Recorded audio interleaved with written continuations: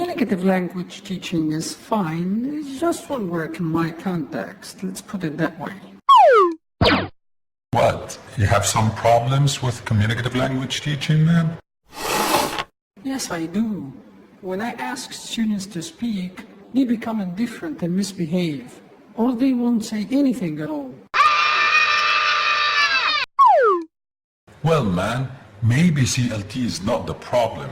Maybe students don't just understand the difference between CLT and grammar translation approach teaching, for example. Or maybe they don't know the different steps of a communicative activity and what they're supposed to do.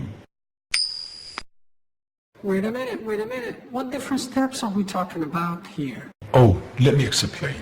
There are 3 steps for every activity that we do in a classroom: instruction, work, and feedback. The most important thing is that the teacher and the students know their roles in each of those activities.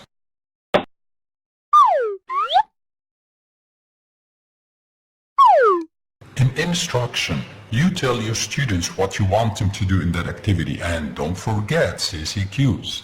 Students' role is to listen to your instructions. After that, students work to do the activity, either individually, in pairs, or in groups. Students will be speaking, and your role is to monitor them. After students finish work with the activity, of course they need to know whether their answers are correct, which means both you and your students will be speaking at that step.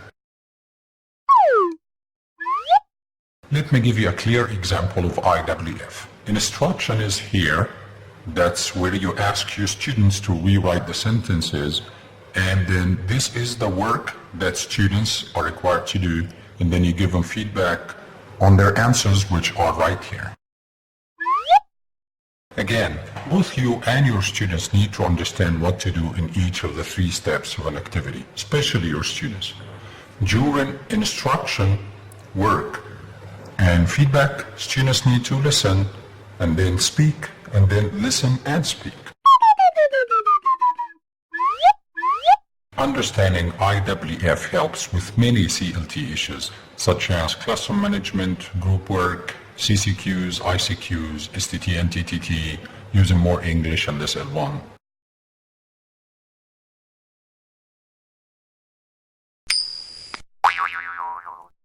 To be honest, I still don't understand the relationship between IWF and CLT.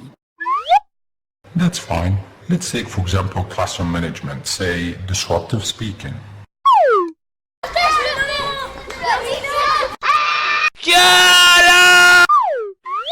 From an IWF perspective, disruptive speaking is when the students speak during the instruction or feedback steps of an activity.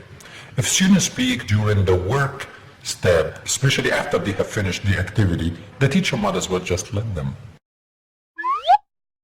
When students find that the teacher allows them some time to go off on tangents, they become more inclined to obey the rules. Wow, that's a good point. Can you tell me more about how IWF can help me with CLT? It's your turn, man. Think. How can understanding IWF help you with these issues? Please pause the video now for 20 minutes and think, how can understanding IWF by both teacher and students help with these issues?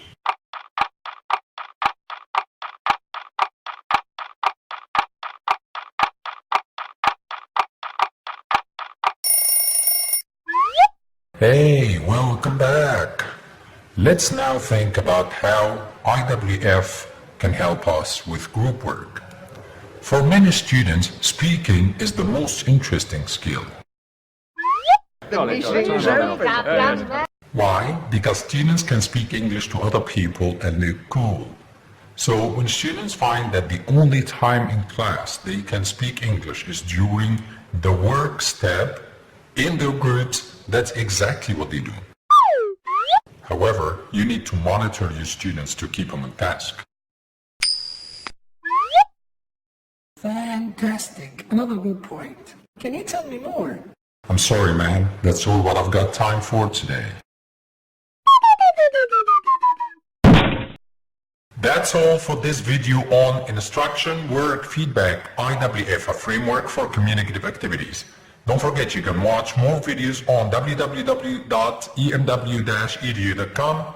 Don't also forget like and share. Bye.